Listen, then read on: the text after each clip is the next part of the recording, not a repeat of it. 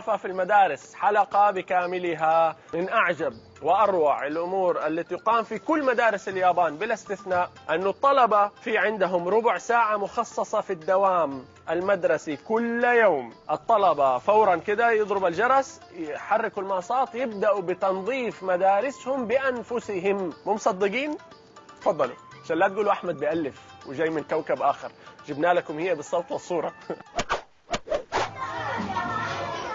هنا هذا النظام الفصل، بحركوا كل الماصات وبيقوموا الأولاد بعملية التنظيف بنفسهم، وبيفتحوا شباك الفصل علشان التهوية. المدرسة شغالة معاهم في عملية التنظيف.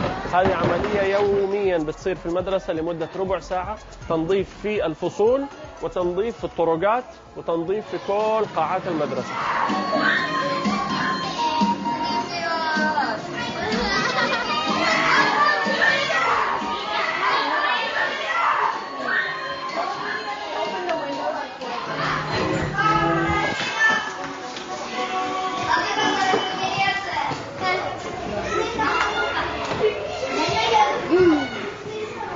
هذا الدولاب موجود في كل الفصول، كل فصل له أدوات النظافة اللي خاصة فيه. شوف كيف قاعدين مبسوطين. أيضا حتى عملية التنظيف ممكن تكون بسيطة، ما هي الجو الكئيب اللي الواحد ممكن يتخيله إذا أجبر الطلبة على تنظيف مدرستهم.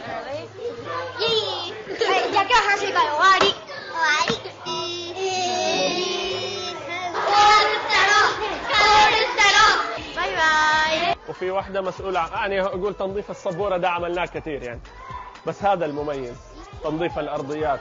وحاطين لهم دحين موسيقى علشان يشتغلوا بنفس.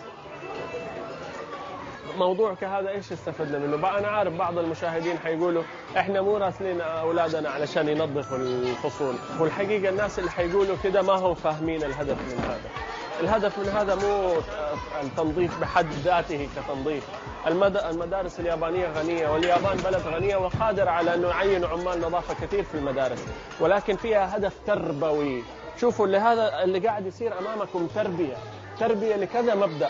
أولا وأهم شيء مبدأ التواضع. شوف كلهم كيف على الأرض قاعدين ينظفوا. كيف ممكن لشعب كهذا أن يتكبر؟ لذلك وجدنا التواضع في كل شوارع اليابان. ولما دائما نقول أنه صلى الله عليه وسلم أكرم البشر، كان دائما يخصف نعله وكان يقضي حاجته بنفسه، يعني ما كان يطلب من الناس يسووا له حاجاته. لماذا؟ يربي أمته أنه يا أمة محمد اشتغلوا بيدكم، وربوا أولادكم أنه يشتغلوا بيدهم. ده السؤال ده حساس جدا. انا نفسي، انا عن نفسي مش ابني بس، انا عن نفسي لو لقيت ان هم بيهتموا بالحته اللي انا عايش فيها او المكان اللي انا عايش فيه، او ابني ينظف في المدرسه، ده النظافه دي من الايمان. يعني انا لو نظفت وابني نظف وده نظف وده نظف وده نظف، هتبص تلاقي مصر كلها نظيفه. البساطه اقبل، ما عندي اي مانع انه يخدم البلد وينظف مدرسته بنفسه. والأمر الثاني بربوهم على النظافة. يعني هل يعقل من طلبة بيقوموا بتنظيف مدرستهم بنفسهم كل يوم أنه يرموا ورقة حتى على الأرض؟ يستحيل. الطلبة الآن لو سألت المشاهدين، كل العالم عارف قال صلى الله عليه وسلم إماطة الأذى عن الطريق صدقة. كلنا حافظين الحديث. من هو راوي الحديث؟ وفي الاختبار يجي من هو راوي الحديث، متى ولد، وسنة كم توفي، ما معنى كلمة إماطة، ما معنى كلمة أذى، ويختبر الطالب ويجيب ويأخذ 100% وهو خارج من الفصل. نفس الورقة، جيبوا لي ورقة، أي ورقة، نفس الورقة اللي بيختبر فيها الطالب حديث إماطة الأذى عن الطريق صدقة، وأجاب 100% صح، يخرج من الفصل ترميه على الأرض. ماذا استفدنا؟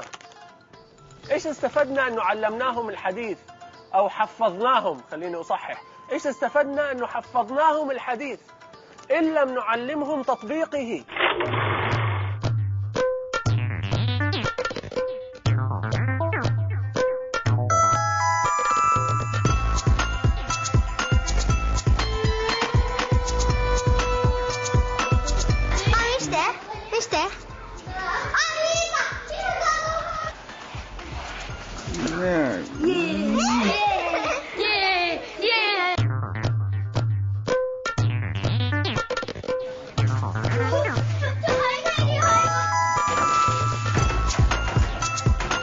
رايحين دحين يغسلوا يدهم.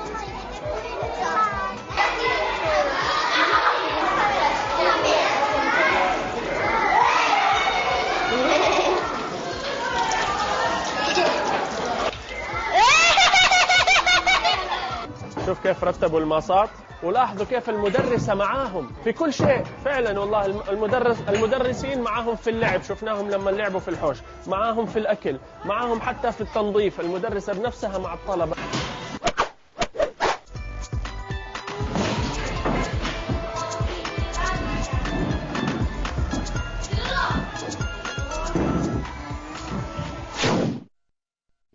النتيجة لهذه المدارس، شوفوا الحديقة اللي صورناها العامة في اليابان كيف أنها نظيفة لدرجة أن الحديقة لا يوجد فيها أصلا سلات مهملات. الحديقة ما فيها سلات مهملات. ليه؟ لأنه كل فرد ياباني مسؤول عن نفسه. شوفوهم في الحديقة كانوا شباب وكبار ونساء وصغار، كل الأشكال، كل واحد جايب معاه كيسه. أعزائي، كل واحد مسؤول عن وساخته بنفسه. تخيلوا.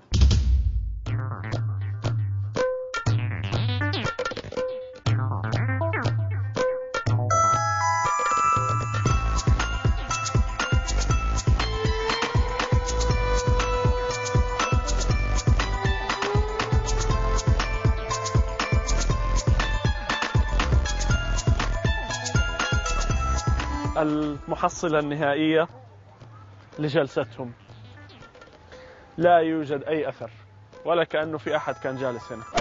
في حديقة بهذا الكبر وفيها آلاف الناس رايحين جايين، دورنا على زبالة، ورقة مرمية في الأرض لم نجد ورقة. فضلنا ماشيين ندور على أي شيء، ما في. $500 اللي يلاقي منديل. هشام صار يدور بذمة. طبعا من توفيق الله سبحانه وتعالى انه يسر صدف، واحنا قاعدين نصور ورايا كان في شباب قاعدين ياكلوا بطاطس، كان في علبة الفرنش فرايز كاملة على البنش حاطينها فطاحت. فماذا فعلوا؟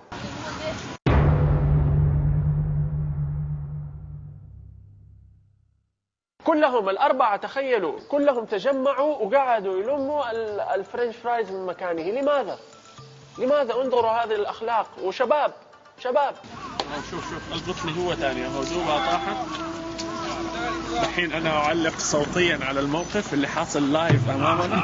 سبحان الله كيف طيحوا كله راح يجيب البطاطس وكلهم نزلوا، لكنهم خدوا اوردر التصوير. راحوا يجيبوا البطاطس يلموه من الارض. والله هذا منظر راقي.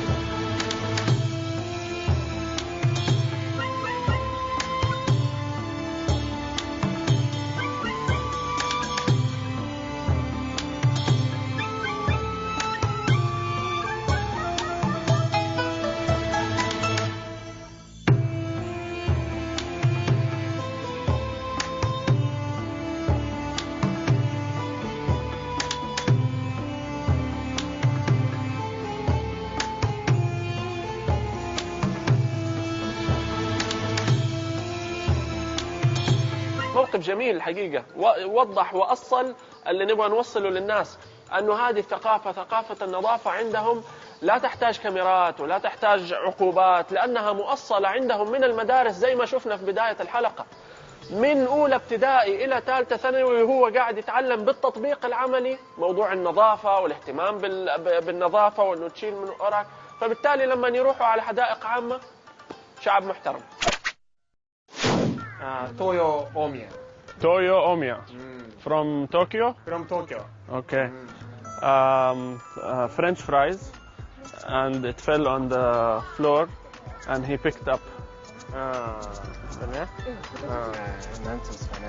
こうせっかくこういいところでみんな楽しんでやってるから、もう他の人も楽しんでるんで、まあこうゴミとか落ちてたら嫌な気分になるじゃないですか。だからやっぱこう、まあ自分で落としたから拾って片付けようかなという、まあこうなんていうんですか。で、まあ、僕らも別にそれは別に大変なことじゃないし、まあ、他の人がこう見ていい感じだったら僕らも気持ちがいいんでっていう。